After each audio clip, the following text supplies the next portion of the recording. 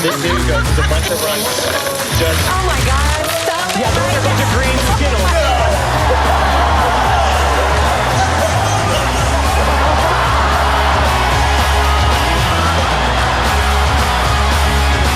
This is just an illusion.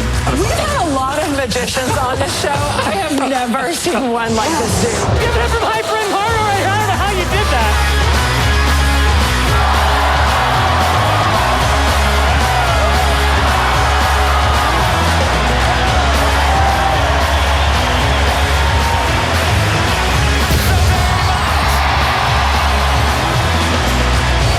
Ladies and gentlemen, please welcome to the stage your next friend, John Michael Hinton.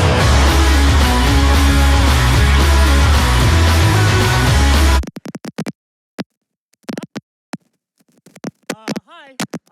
Hopefully you guys are doing well. How many of you seen me before? Awesome. How many of you have no idea who I am? How many of you have no idea who I am? What is that noise? That's awesome. I'm going to need that. I don't know what's going on, but we're going to make it happen. How many of you have no idea who I am? It's okay if you don't. Hi, my name is John. Can we do this? You just to get this out of the way, I'm a magician. A lot of people ask me weird questions after my show. One of them is, how do I get more Skittles? And here, let me show you. I mean, if you take a Rubik's Cube and you just say Skittles, Skittles, Skittles, Skittles, Skittles, you throw it down.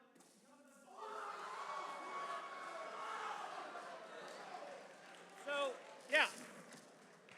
So somebody asked me if I was going to do that trick, so I did it for you. Who was that earlier? Yes, it was you. It was you. You're awesome.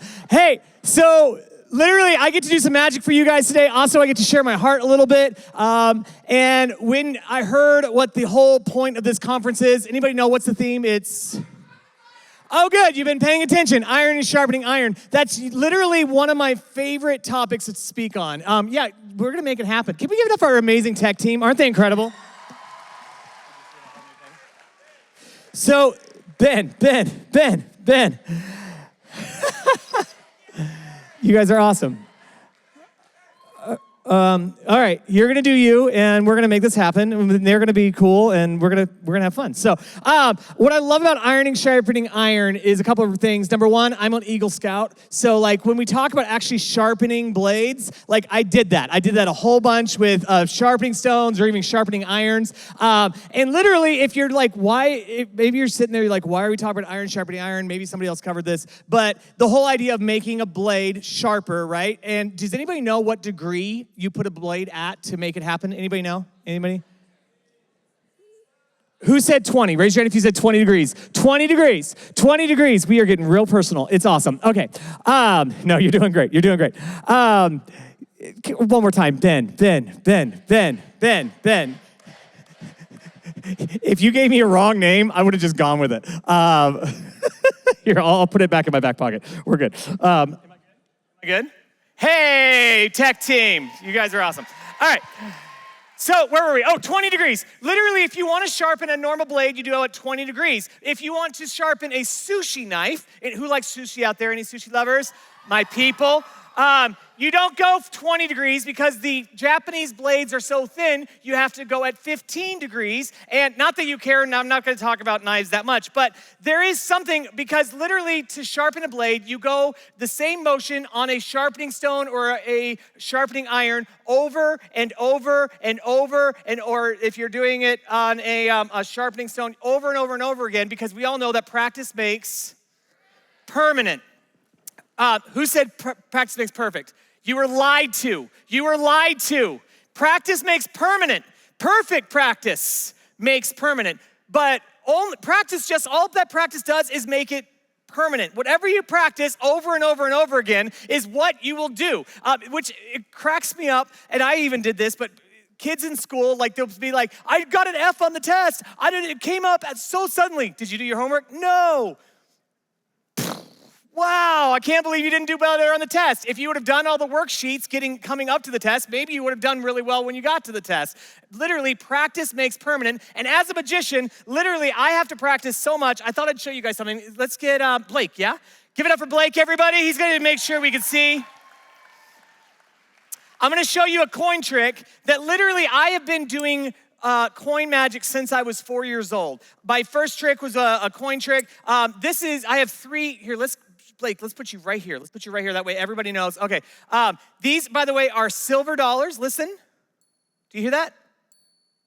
That's how money's supposed to sound. Now, our money does not sound like that. Now it sounds completely different because we don't have real money. But look, actually, let me make sure. I'm gonna roll my sleeves up a ton. I don't want anybody to think I'm cheating. Also, I'm gonna take off my watch because people think, oh, he put it under his watch. I'll even take off my silver ring so that, it's actually platinum, but that's okay. And look, I'm trying to be as fair as I can be here. You can watch me on the screen or you guys can watch me right here, but I'm trying to be as fair as I can be. 1, 2, 3 coins. I'm not holding out any other coins, literally any other places. Does everybody agree? I only have 3 coins, yes? You only see 3, good. You guys are perfect. Because this is the idea. The coins are gonna jump from one side to the other side, hopefully before you realize it happens. Was that too fast? Sorry, I'll slow down. Look, 2 coins, and look, I'm holding them at the fingertips. So there's no way I can be hiding any extra coins, anything extra. I'm trying to be as fair as I can be. Blake, you are like right here watching me, I love it. Watch, at the fingertips.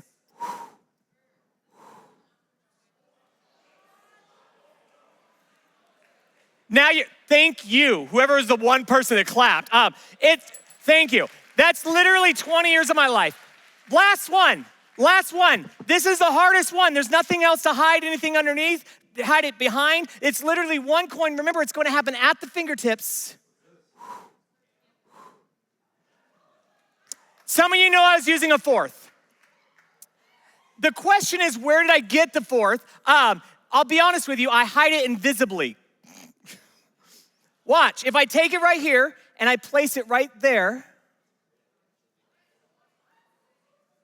look, now I can make it look like I only have 1 coin. There's still a coin right here. It's just invisible. So look, so I can show it all around. I can show I only have 1 coin, and whenever I want, I can reach up and I can grab the other coin. Am I going too fast? I'm trying to go really slow.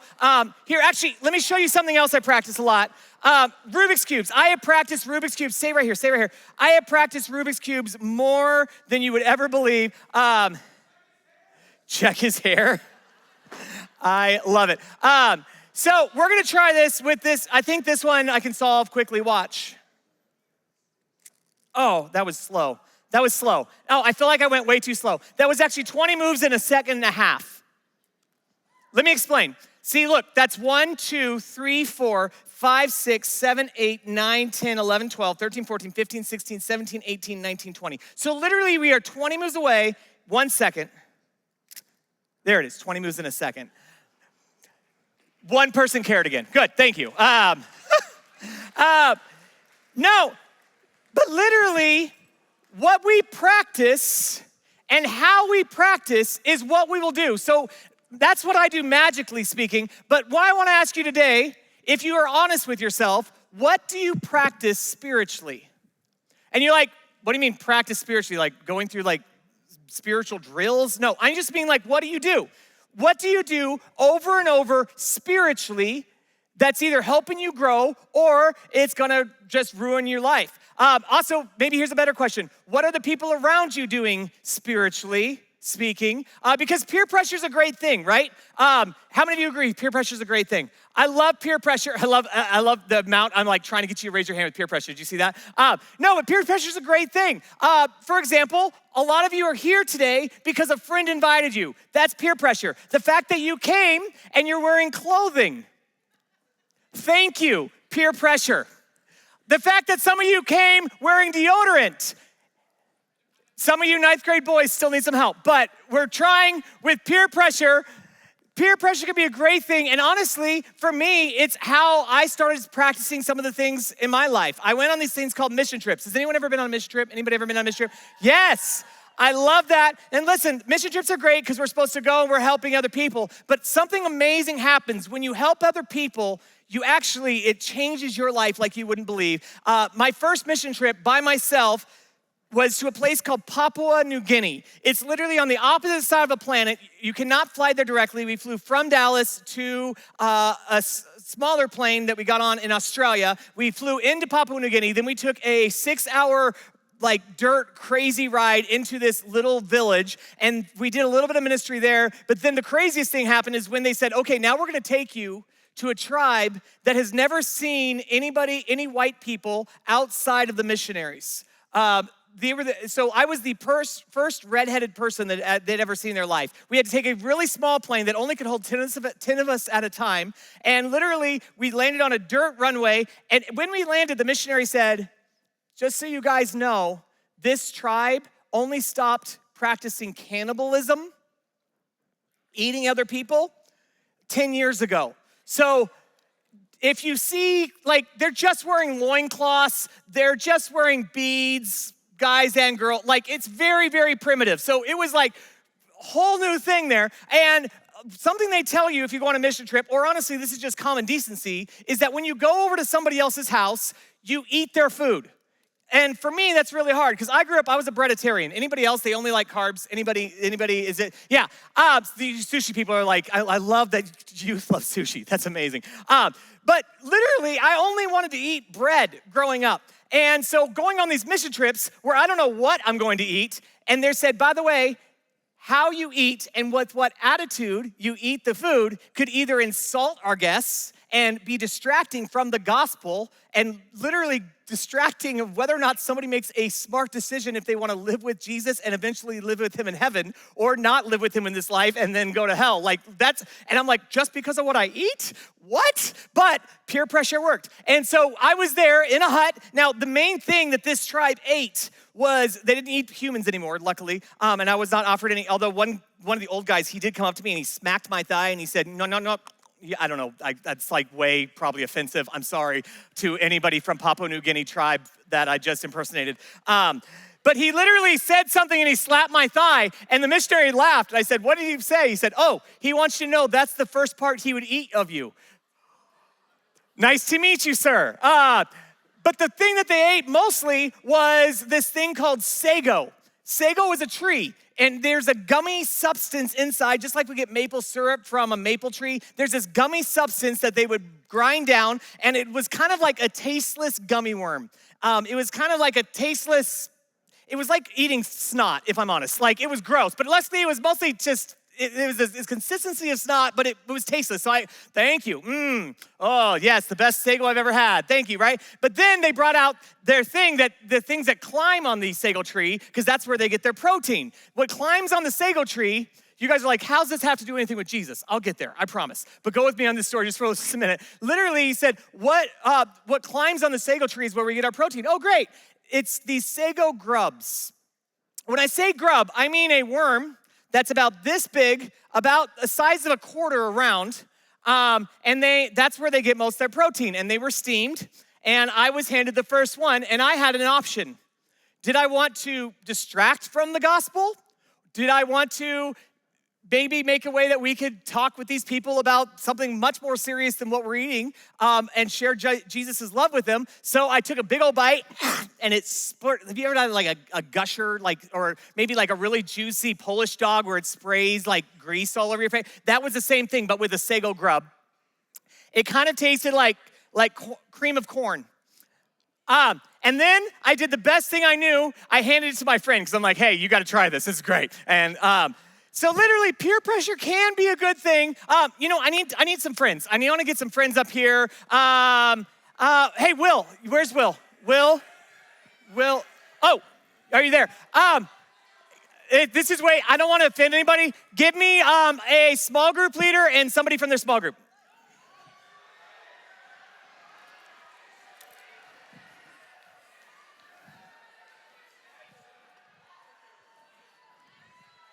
All right, who we got? Oh, are those girls? I can't, yeah, come on. Give them the hands and come on up here. Run. Run. All right. We're gonna try something with you guys. They're coming on up here. Take all the time, it's okay. It's just a long walk. It's great. Hi, your name? Sarah, I'm John, nice to meet you. You can have a seat right here, Sarah, and Avery. Who's the small group leader? Avery. You too, okay. So what grade are you in? 11th. What school do you go to? Lebanon Trail, anybody? You had 5 people. That's good.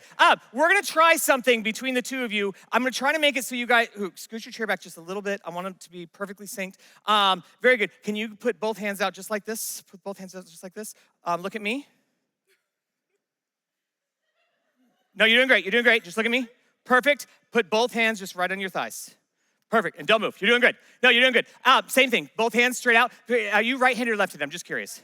Right-handed. Ooh, that's a beautiful rock you have. That's really good. That's really good. Both hands right in your thighs. Oh, as I drop this, that's okay. All right, so we're gonna try something. First, we're gonna try some mind reading. I have a bunch here. Come on over here, Blake. I have a bunch of these cards what do you like to do to relax? What do you like to do to relax?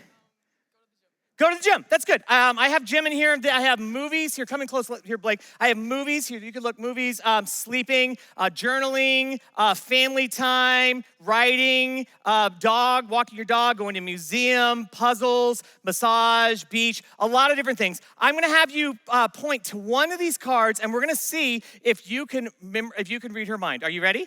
All right, so just touch any of these. Touch just with your right hand. With your right hand, just touch one of these, anyone you want. That one. Now, I'm gonna give you the option. Do you wanna stick that one or do you wanna keep going? Stick to that one. All right, I'm not gonna look. I don't wanna, can you see it? Is it right side up, upside down? Upside down. Here, I'll turn it. Can you see it? Yes? Very good. And I'll show you guys. I don't wanna look. Can you guys see it? Is it right side up or upside down? Is it right side up or upside down? It is. All right, I'll try to show you guys. I don't want to show the camera. If I show the camera, I'll be able to see, and I just don't want you to see. Okay, so hopefully some of you saw it. We're going to try this. Look at me. Look at me. On the count of 3, you're both going to get a thought, the same thought. Think of the thing you were thinking of, okay? 1. I'm sorry, I've been hanging out with a lot of junior highers, and it happens. Sorry. Actually, too many shows. That's what's happening. Here we go. Ready? 1, 2, 3. Is it getting a Starbucks? Yes? Give it up for our friend right here. That was good. That was good. She got Wait, is it more than Starbucks? You're thinking of something like more than Starbucks. Are you thinking of like a specific Starbucks drink? Can I help you? Is that okay? Yeah. Like, you should have just... Okay, Starbucks, here we go. Think of it on the count of 3. Send it to me. 1, 2, 3. Close your eyes. No, tightly. All right, there you go. You can look, Blake, because I'm going to show everybody what I think you're thinking of. Nobody say it. This is what I'm saying. Say, what drink are you thinking of from Starbucks? Starbucks? Pink drink, give it up for my friend right here. We're doing good. We're doing good. All right, we're gonna try to go further. All right, so both of you, just sit back, relax. You're doing good. All right, we're gonna try this. I'm gonna see if this works. First of all, do you feel this right here? And do you feel this right here? Which side did you just feel that on? Raise your hand. Perfect. I'm just making sure. Make sure. You're there. That's great. We're gonna try this. Can you feel this right here? Yes? And do you feel this right here? Yes? All right, good. Close your eyes. All right, do you feel this right here? Wait, did you feel something? Yes or no, did you feel something? Are you lying or are you being honest? Wait, I'm gonna try this. Here, I'm gonna try this. Did you feel something? What side did you feel it on? Wait, let's try this again. Did you feel something? What side did you feel it on this time? Okay, we're gonna go next step here. I don't know if this is gonna work. This might work. Oh my goodness, this is exciting. Okay, here. Put out your left hand just like this. Close it. Put out your left hand. Turn it over. Close your eyes. Tell me, what am I drawing on your hand right now? What did I draw? I don't know. Wait, what was that? Here, I'll draw right over the top of it. What shape did I draw? Look at your hand. What shape did I draw? No, I was trying to draw an X, but this doesn't work. This is completely dry. But if I drew an X on your hand, Open your hand. Turn it over. Show them. Blake, show them. Show Blake. Show Blake. Show Blake. She has an X on her. Give it up for these two. You guys did so good. You can have a seat. Give it up for these two guys. Come on. We're doing good. We're doing good. We're doing good. They're gonna be messed with for a while. I like that. I like that. So, how many degrees is it that you sharpen a knife? 20, very good. So you're remembering stuff, that's good. For a sushi knife, it's 15. So what is the main thing you should be doing as a Jesus follower? And there's a lot of different answers, isn't there? And you're like, oh, what answer is he looking for? Not Satan, right? Like, what are you looking for? Jesus, read your Bible, pray, all good stuff, right? You know that Jesus was once asked this question. He said, what's the number one, the greatest thing? What's the greatest commandment that we should follow? Now, whether or not he was asked this to try to fool him or trick him, that's not what we're focused on in this part of the story, so we're okay. But in Matthew 22, if you have your Bible, write down Matthew 22, and I think we have the verse coming up here. Yeah, this is what it says. You can read along the screen or put a bookmark in your book. Jesus speaking, he says, Jesus replied when they said, what's the most important commandment? Like they're talking about the 10 commandments, they're talking about all the Pharisaical law, all of it. And Jesus said this. He said, you must love the Lord your God with all your heart, all your soul, and all your mind. This is the first and greatest commandment. By the way, pause, don't read it. You can read ahead. Maybe you read this verse before. That right there is what every Jewish boy would have memorized when he was a kid. Yes, you would obviously memorize it in Hebrew, but love the Lord your God with all your heart, with all your soul, with all your mind. Like every single Jewish boy was there and they were like, okay, Jesus, very good. But Jesus didn't breathe right there. Like right here, we have a period where it says, this is the first and greatest commandment, period. I don't think Jesus took a breath there. I think Jesus continued talking because he knew his audience. Jesus knew his audience was listening and he kept talking. He said, and the second is equally as important. Love your neighbor as yourself. The entire law, everyone say entire law. Entire law and all the demands of the prophets are based on these two commandments. Listen, whether or not you've been in church since the day you were born and you know you're a Texan, so you go to church and that's just what you do, or your parents belong to this church, you've always been to this church, or you've never been to church at all and this is brand new and you gotta think there are some weird things, which I would agree with you. Sometimes people are weird. That's not necessarily God. Sometimes it is. Who knows? Because when you're dealing with supernatural, it's sometimes weird. But whether or not, wherever you're at on that spectrum, let me catch you up. When he says the law and all the prophets, he's saying everything that's ever been said before me by God through his people. Literally everything I've said before, whether it be the 10 commandments, whether it be the prophets, if you look in the Old Testament, you have all these prophets, you have some major prophets, some minor prophets. It gets kind of confusing if you haven't studied. You should study. But it's literally, Jesus said all of it can be summed up with these two things. Love the Lord your God with all your heart, all your soul, all your mind, all your strength, and love your neighbor as yourself. Or in other words, love God. Everyone say love God. Love others. Literally, Jesus said, if you want to follow me, if you want to encourage each other to follow me, which he said, later he said, by the way, you'll know my disciples by their love for one another. Literally, he says, everything that I've ever said as my daddy God, as the Holy Spirit that's gonna come, Jesus, everything can be summed up with love God and love others.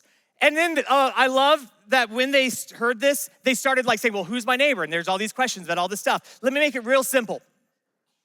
Have you ever been othered by someone? Let me say that again. Have you ever been othered by someone that somebody says, oh, they're part of that group?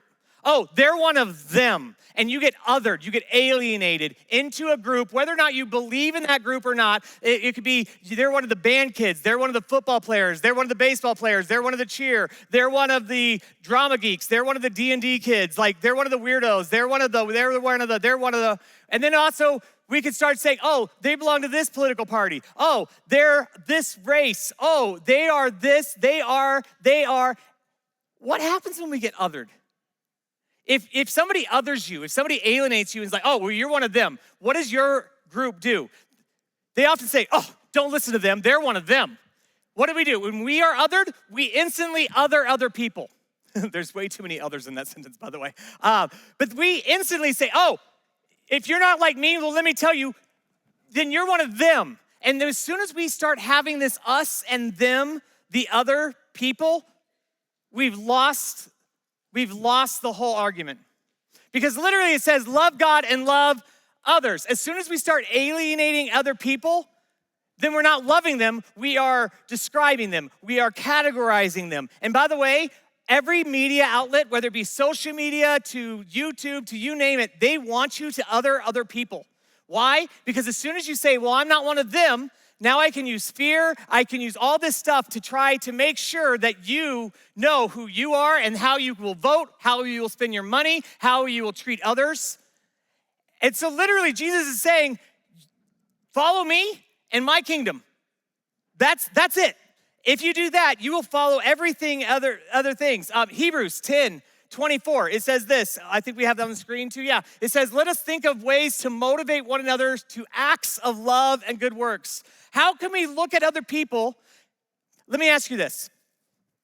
Without saying it out loud, without pointing fingers, who are the people that you don't like in your school? I bet you could instantly almost either names or this group. And I bet that you think, oh, because they don't like me. What's crazy about that is if you had a group, like for me, I believed all the media in high school, and I was a choir kid, I was a theater kid, and I couldn't stand the athletes, the punks. I love the punks, the preps and the athletes and the cheer. Like I love you now. At the time, I was like, no, somebody else has got to tell you about Jesus because you should. Well, someone else should tell you about Jesus. I was not a good kid in high school. And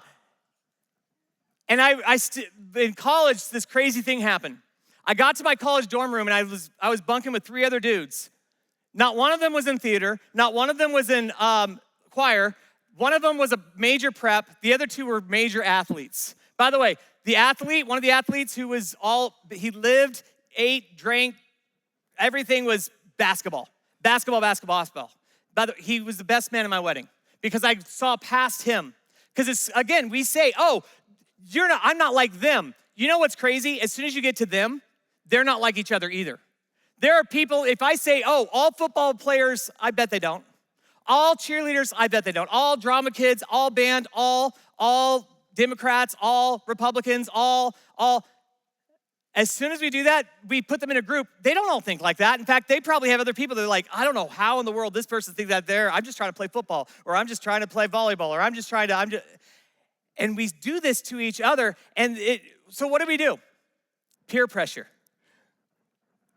We peer pressure. We iron sharpening iron. We stand up for them. Now, what does it look like to stand up for people? I don't need you arguing with your friends all the time. Like once in a while, there might be a spot. But I actually was taught this really valuable lesson by my friend named Kyle. Kyle, he's a fellow magician, also a stand-up comic. I go to a lot of comic places, whether it be stand-up comedy houses or magic houses, stuff like that, where I get to perform. And by the way, I'm instantly othered as soon as they find out that I'm a Jesus follower. Like they're like, I don't know, but wait, you're nice to this group of people. How could you be nice to this group of people and be a Jesus follower? Well, actually, I'm nice to them because I'm a Jesus follower. That's a whole other, that is this topic. But Kyle, one time, he did something that was crazy in my mind that maybe you could do this. This person told a slightly racist joke in our group. And it wasn't a good joke. I didn't like that it was racist. And you could tell not everybody even liked it, but people laughed because, do you ever have that where somebody tells a joke and people just go, oh, ha, ha, and it's because they don't want to offend that person or whatever. But it was slightly racist. It was not a good joke even. And Kyle just stood there. And then to the point that literally the other guy was like, hey, Kyle, this is what I said. And he said it again, and Kyle said, oh. And he's like, oh, Kyle, you must not understand the joke. You see, it's funny. And Kyle said, no, I understood it. And then it was very obvious that Kyle just didn't want to laugh at something that he thought was racist. Guess what? It changed the whole atmosphere of the group. Nobody wanted to tell another racist joke. Why? Kyle's not going to laugh. It's going to be awkward. What if you were that peer pressure in your group, spiritually speaking? What if next time somebody says, oh, I don't like them because, what if you said, I don't know, maybe they were having a bad day? Or, yeah, they might be like that, but we don't have to talk about them. Let's talk about something else. Here's something, let the rubber meet the road for 2 seconds. And I know this is political. This might be crazy. But recently in Prosper ISD, and I'm guessing in Frisco ISD and McKinney ISD as well, there was the ICE protest walkout that was among the schools. Raise your hand if you know what I'm talking about. Anybody know what I'm talking about? All right, a lot of you know what I'm talking about. If you don't, that's okay. But the question is, were people gonna walk out to protest ICE?